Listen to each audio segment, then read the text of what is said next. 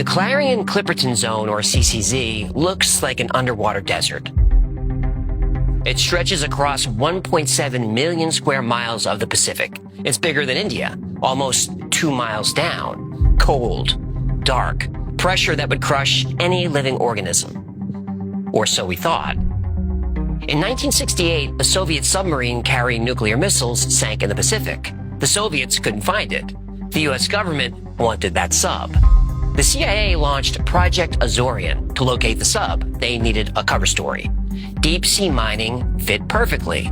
Eccentric billionaire Howard Hughes built a massive ship. They called it the Glomar Explorer. The public thought it was a mining vessel. It wasn't. Its only task? Recover that Soviet sub. The crew spent months searching for it. On March 8, 1974, they found it. But they also found something else. Something far more important.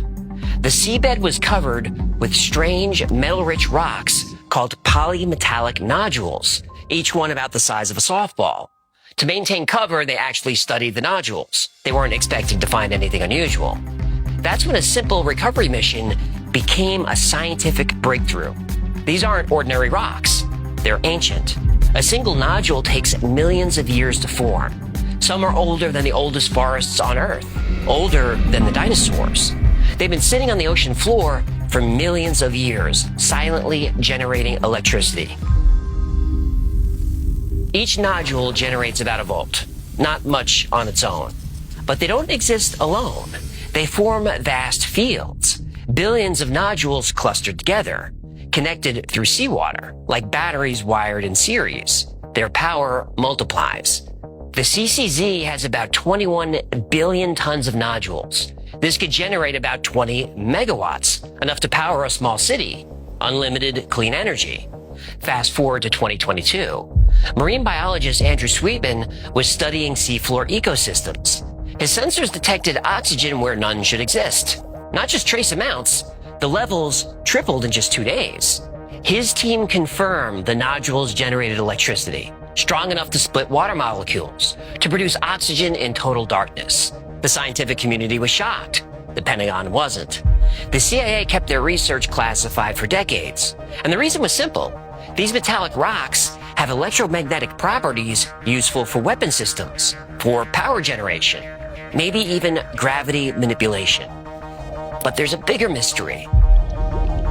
Oxygen, water, and electricity are fundamental to life. These nodules might be the original source of Earth's oxygen, the original spark for life. And if they exist on Earth, they exist everywhere else. On frozen moons with underground oceans, on distant planets orbiting distant stars. NASA knows this. They're already redesigning their alien life detection instruments.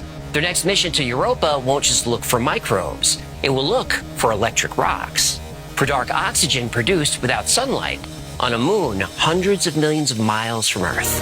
Europa, Jupiter's sixth moon, is covered in ice. It's 390 million miles from Earth. It's also the best place in our solar system to look for alien life. Why? Because under the ice is a vast, dark ocean. It's been there for billions of years. It's 100 miles deep, 10 times deeper than any ocean on Earth. But does Europa have polymetallic nodules on its ocean floor? The answer is almost certainly yes. Until recently, scientists thought finding life on Europa was a long shot. No sunlight penetrates the ice. There's no photosynthesis, no oxygen. But the dark oxygen discovery changes everything. Europa orbits Jupiter, the largest planet in our solar system. Jupiter's massive gravity creates enormous tidal forces. It squeezes the moon, makes it expand and contract. This creates friction. Friction creates heat. Heat keeps Europa's ocean liquid. These conditions are perfect for mineral formation on the sea floor. But there's more. Radiation from Jupiter bombards Europa's surface ice. This triggers radiolysis, radiation splitting water molecules. This works in liquid water and solid ice. In 2024, Russian scientists proved radiation creates oxygen in Antarctica's ice. And if it happens in Antarctica, it happens on Europa. And on Enceladus, Saturn's sixth largest moon. And on countless other ice-covered moons and planets throughout the universe. This changes the math for alien life. Our galaxy has about 40 billion Earth-sized planets in the Goldilocks zone. Not too hot, not too cold. Places where water stays liquid, where plants could grow, where sunlight could produce oxygen. But that only counts planets where photosynthesis works. If we include worlds with dark oxygen, that number jumps from billions of planets that could contain life to trillions. The dead zones of the universe could be filled with life. NASA's developing equipment to detect electricity on distant worlds, to find metallic distributions on alien sea floors, to detect electromagnetic fields from natural batteries.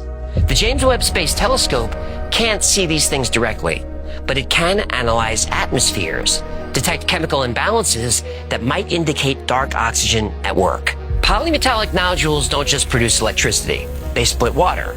They generate oxygen. And on Earth, wherever there's energy, water, and oxygen, there's life. But any organisms evolved to use dark oxygen and this type of energy would be unlike anything we'd recognize. They wouldn't use DNA as we know it. They would form a shadow biosphere, hiding in plain sight for billions of years. We've been searching for alien life in all the wrong places, looking at planets bathed in sunlight, planets like Earth. But we missed something obvious. Most of space is dark and cold, far from stars. If dark oxygen exists throughout the universe, life could be almost anywhere. So we're probably not alone, and we probably never were.